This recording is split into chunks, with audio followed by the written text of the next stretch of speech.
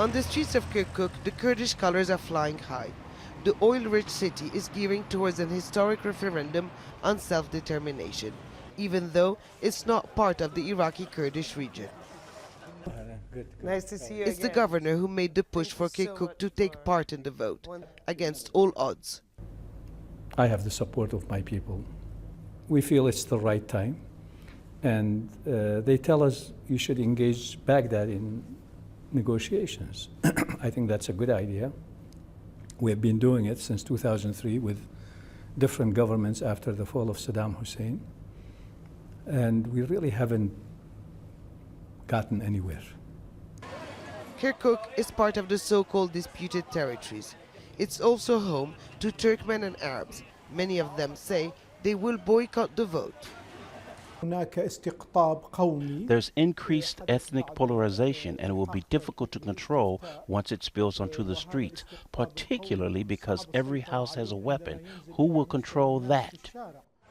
The question Kurds will have to answer is, do you want the Kurdistan region and the Kurdistani areas outside the region's administration to become an independent state?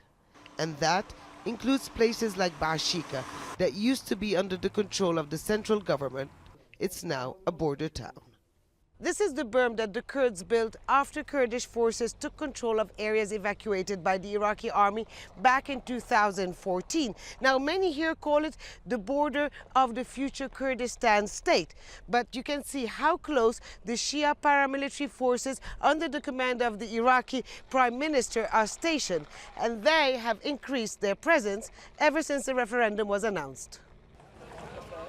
The Peshmerga here say they are ready for any eventuality, but the standoff is a cause of concern for people like Selim and SAADIA.